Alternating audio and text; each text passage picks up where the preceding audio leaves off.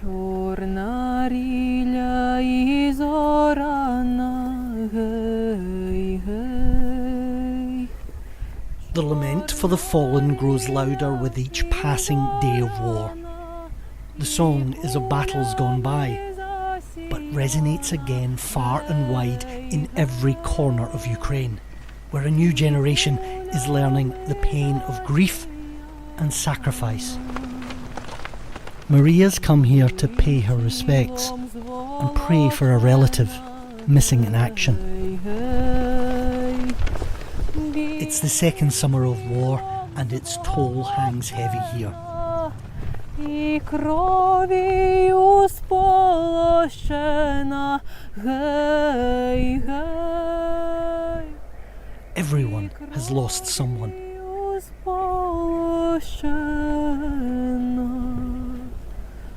For Oksana, it's her husband she mourns. For 5 years they were together, and the grief is still raw. Pavlo was a fitness champion who volunteered to fight. A Russian airstrike destroyed his convoy last November. Honestly, it's still very hard to accept that he has gone. It's only when I'm here that it sinks in. I feel he's still somewhere. That he's still alive and on a mission, doing his job.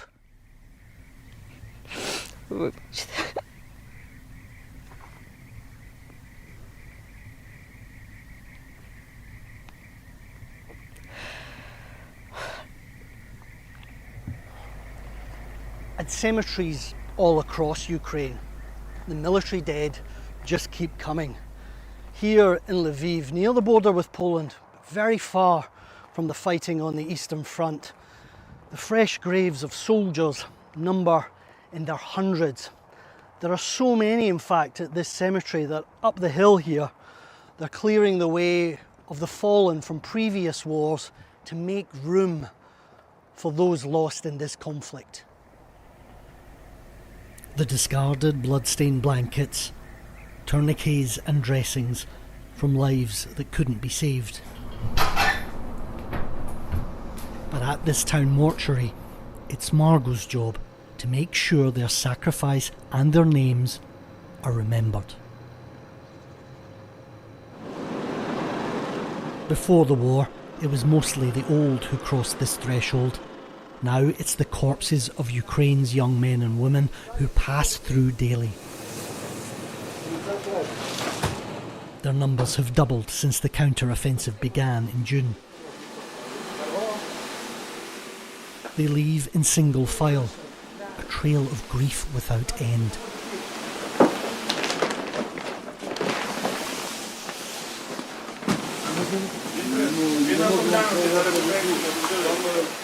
Ukraine doesn't release official figures of those killed in action, but it's in the tens of thousands. This is a routine that they repeat here every single day.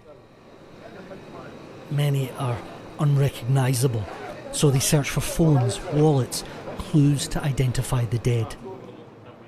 Each loss is personal, but one arrival was especially so for Margot. The worst day was when they brought my husband here. He died while defending his motherland. It was the hardest day of my life. That moment made me realize that I have to be here. But that was the hardest day ever.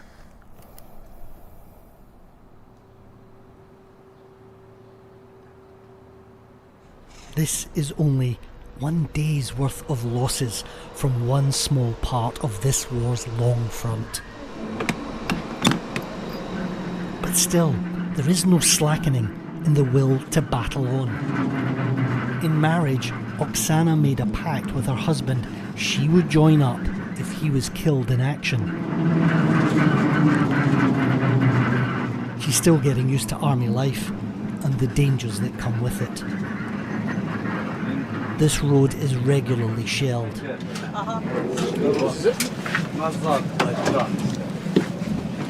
Here outside Bakhmut, they head out and immediately take cover in nearby woods.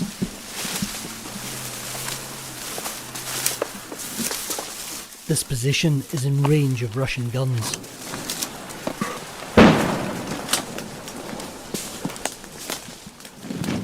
Like thousands of other Ukrainians, Oksana had very little time to mourn. Instead, she chose to fight. And what we hear from a lot of soldiers on the front line is that the time to grieve will come when the war is over.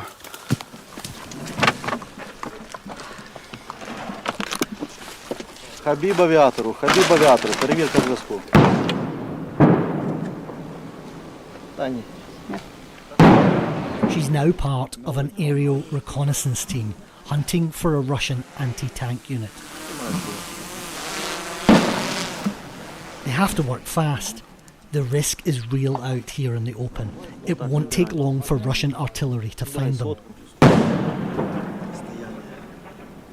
Why, after your husband's death, did you just stay at home? You decided instead to come here to the front line?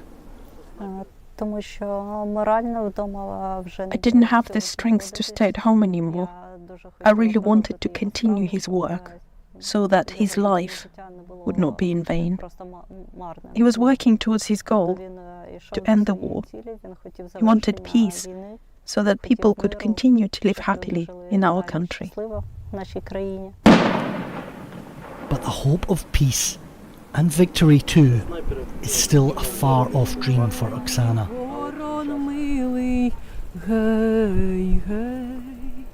She and Margot will do their part to serve the memory of the fallen and to keep their country free.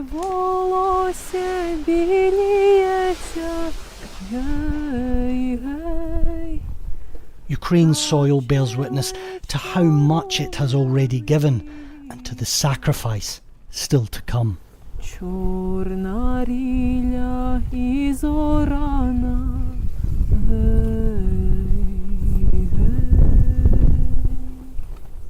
Quentin Somerville, BBC News, Eastern Ukraine.